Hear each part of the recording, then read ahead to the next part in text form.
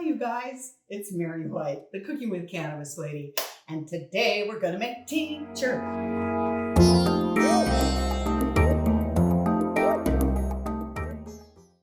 So I have decarbed the hemp for half an hour, 250 degrees. Now, we've talked about this before, but remember you have to decarboxylate your cannabis when you're using it to cook, because you have to burn off the acid molecules so that the CBD and everything else in there is available, okay, bioavailable. You want that in you, okay? So I've also learned through trial and error that it's a really good idea to decarb your cannabis on a piece of parchment paper. I found that when you just do it on the baking tray, sometimes you can get the little trichomes, the little white sparkly things, they can stick, and you don't want that. You want them in you, not on the baking tray. So we have decarbed the hemp, okay? This is such a great recipe because all you need to do to get a beautiful tincture is to take the decarbed hemp. I've crumbled it up a little bit, okay? This is Everclear. La la la! Everclear, 190 kids. But if you really want to grab everything off of your plant material, Everclear is the way to go. You can also use vodka. It's just got a little less oomph, okay? So when I'm making a tincture, I like to do a 1-to-1 ratio. So this is 1 gram to 1 ounce.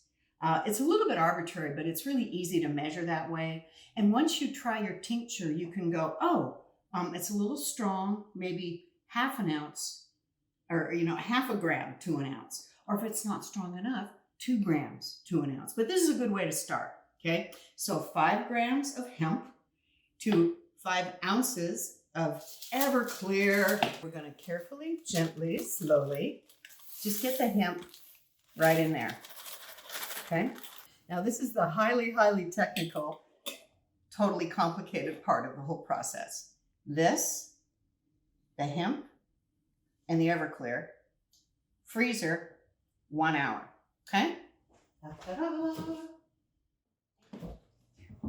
So my CBD tincture has been in the freezer for 1 whole hour, okay? In the Everclear.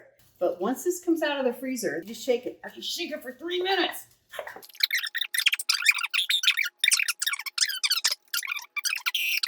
3 minutes has occurred, and there we go. Now you're gonna let that settle for just a little bit.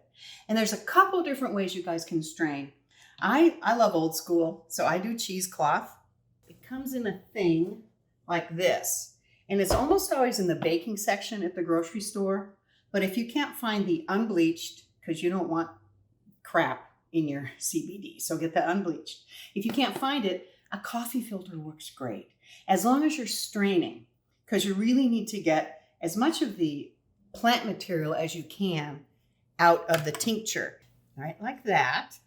Okay. Oh, and then we're just going to pour it right in here like this. Look at that goodness. Oh, all the goodness.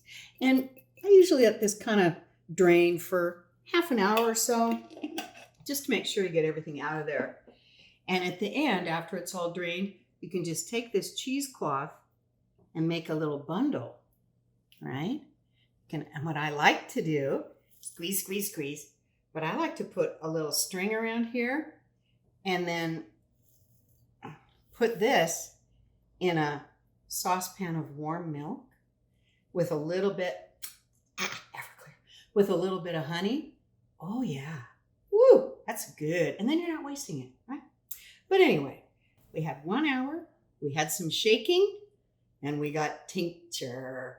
And remember, y'all, it's in my book, the CBD cookbook for beginners and experts, whatever. But this is the good stuff. And never mind, I want to quit talking.